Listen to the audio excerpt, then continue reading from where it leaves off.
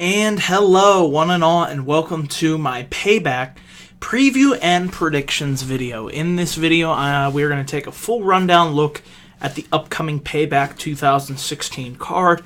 I'm going to give you my predictions for each of the following matches that are going to be taking place this Sunday in Chicago at the Allstate Arena, airing only on the WWE Network. I have to say, from top to bottom, Payback is certainly shaping up to be...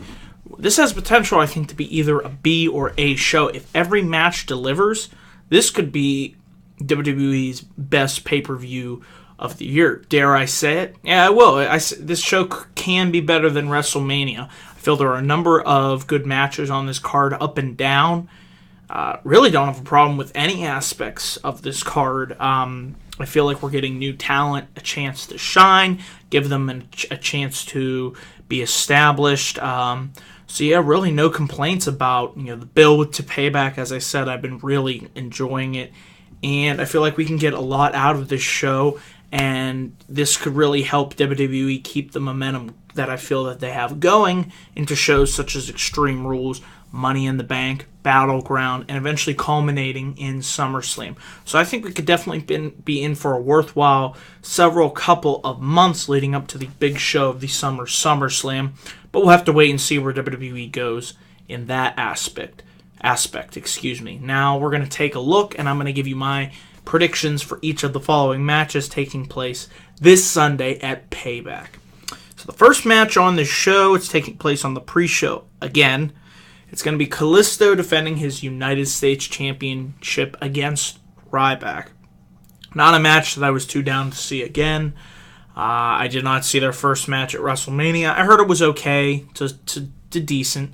Haven't really, seen much of the continuation of this feud on Raw and whatnot. They've really dropped the ball, I felt, with Kalisto as the United States champion, and I don't really know where they're going with him and the prestige of the U.S. I'm not blaming Kalisto at all. I'm blaming the way that he's been booked as champion, now being relegated to the pre-show for the last several pay-per-views. The U.S. title has really lost its luster. No fault of Kalisto, like I said. So he's in a tough predicament here. What I think they're going to do is I think they're going to have Ryback beat Kalisto and then have him drop it back to Cena when Cena returns May 30th on Raw. Then they could get the U.S. Open challenges going again, which I would actually be shockingly in favor of Cena holding that U.S. title again. Looking at the long-term picture, I really thought that was one of the highlights of Raw in 2015. So my prediction for this match is Ryback to beat Kalisto. Still think Kalisto has great potential to shine as a luchador, the main luchador figure in WWE. That they need that Latino star. I think he will one day get to that position, but I think right now, based on the way that they've been booking him, or the lack thereof of booking him, it would be better for Kalisto to just focus, being in the team of the Lucha Dragons, and I enjoy that team a whole hell of a lot, and I think they make a great addition to the tag team scene. So yeah, I'm picking Ryback to defeat Kalisto for the United States Championship. Then we have Vince McMahon, who will be appearing to announce if Stephanie McMahon and Triple H or Shane McMahon will control Raw. Now, there are a number of different ways that this scenario can go out, even though it makes no freaking sense, because remember, Shane lost at WrestleMania. That's supposed to be it. He will not be able to control Monday Night Raw. However, as we've seen, Vince, the night after Mania, was like, show's yours, buddy. And Shane ran it that week. He ran it the week after that, the week after that, this past week. So for 4 weeks in a row, Shane's been in control. As we all know, Stephanie confronted him last Monday on Raw and pretty much said at Payback, Vince McMahon's going to come out and decide who's going to be in control. One possibility that I could see happening is Vince is like, I see an opportunity here. Shane, you're going to run Raw. The Authority is going to run SmackDown. Don't think they'd go as far as bringing the brand split back, but that's something that I'm definitely keeping in mind. Or he could just, say the Authority's back in control, and then you eventually build what I think they're going to build towards is a Shane versus Triple H feud at SummerSlam, possibly. Just throwing it out there. So this will be certainly an interesting announcement, even though it makes no sense storyline-wise whatsoever. So we'll have to see where they go from here. But that'll certainly be interesting to watch. We then have Baron Corbin versus Dolph Ziggler. I am a fan of Dolph, however, it's Baron Corbin's time to shine. I feel like this is, just the right type of guy. You put Baron Corbin in there with a guy like Ziggler who will bump and sell his ass off. And I think it's fairly obvious that Baron Corbin is going to walk out of this match as the winner. I think Dolph will, like I said, make Baron Corbin look very good. It'll be interesting to see how long this match goes. Who knows? For all we know, Baron Corbin could just go in there and beat the ever-loving shit out of Dolph Ziggler. But I think it'll be a solid match and a good addition to the undercard of Payback. So I'm picking Baron Corbin to defeat Dolph Ziggler. We then have a match that I am definitely looking forward to. It's Enzo Amore and Big Cass versus the Vaudevillains. This is a tag team match to determine the number one contenders for the WWE Tag Team Championships, which will not be defended on this pay-per-view. I have a feeling they're going to save that match for Extreme Rules, which is airing, I believe, on May 22nd. So, yeah, this is a match that I'm certainly looking forward to see. We have two young teams from NXT, Enzo and Big Cass, who are really on fire right now on the main roster. They are really over with the crowd, just as I thought they'd be when they'd be called up to the main roster. And you have a good team, I think a good solid team in there like the Vaudevillains, throwing these guys' history from NXT. They're guaranteed to put on a pretty good match.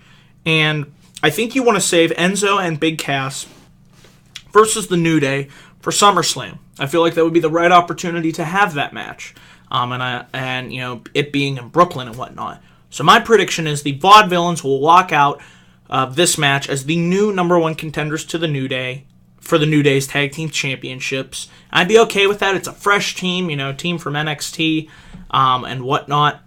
So I definitely see the Dudley Boys, however, being the deciding factor in this match. I definitely see them, wanting to extract revenge from Enzo and Cass. I'd like to see the Dudley Boys versus Enzo and Cass. That feud to continue. You have it happen at Extreme Rules, Money in the Bank, and then you could culminate Battleground and whatnot. But I definitely see the Dudleys playing a factor in causing Enzo and Big Cass to not become the number one contenders in this match. So definitely look for them to play a role. That is why I'm picking the Vaudevillains to walk out as the winners. We then have The Miz defending his Intercontinental Championship versus the Swiss Superman, Cesaro. This feud, it's been fairly enjoyable, I have to say. Like I said, Miz and Maurice, they make a great couple. And Cesaro, since he's returned, he's been on fire. I'm digging the suit look. The James Bond entrance as a Bond fan, that's a nice touch. And I feel like this would be the right time to have Cesaro win that Intercontinental Championship for the first time ever. I know he's held the United States Championship and the Tag Team titles, but he's never, I believe, held the IC title. He would certainly be a worthy Intercontinental Champion. Huge fan of Cesaro, as you all know. And I feel like, what a better place to have Cesaro win that IC title and go on a long run helping to restore the prestige of the Intercontinental Championship than against a man like The Miz in a place like Chicago. I feel like it's the right time, the right place, really help build, capitalize upon Cesaro's momentum that he's had since he's returned. So, yeah, I'm picking Cesaro to walk out as the new Intercontinental Champion. We then have Chris Jericho versus Dean Ambrose. Really excited to see these two finally, kick off their feud. It was kind of goofy the way it started with Jericho, having the highlight reel, Ambrose interrupting it, starting the Ambrose Asylum. But I felt like it's really picked up in the last couple of weeks, with Jericho hitting the code breaker on Ambrose on Raw, and then likewise Ambrose and Jericho having a nice, promo segment back and forth on Raw, and then a nice pull-apart brawl with Jericho locking in the walls of Jericho to Dean Ambrose on the announcer's table. I feel like this has been a solid feud thus far, and I know these two will go out there and have a pretty damn good match. Could be match of the night. I don't know. We'll have to see. But it'll definitely be up there. I know they're going to go out there and tear things apart. And I feel like Ambrose is really in need of a win here, especially after losing to Brock Lesnar at WrestleMania 32. He lost to Triple H at Roadblock, and he lost at Fastlane. So Ambrose is really in need of that, a win. He's definitely due for a win, and I feel like it wouldn't hurt Chris Jericho here to take the loss. You could obviously continue this feud, because I feel like it's just beginning to get going. So I am predicting Dean Ambrose to defeat the Ayatollah of Rock and Rolla, Chris Jericho. Should be a good match, by the way. We then have a match that I am definitely most looking forward to. Sami Zayn taking on Kevin Owens. Long-standing feud. I don't need to go into the history of this feud. You all know it. Tremendous past. Indies, NXT, and now here on the main roster. So excited we're finally getting this match. Yeah, it probably should have taken place at WrestleMania. Not going to complain about that, because now we are getting the match at Payback. This definitely has potential to be match of the night.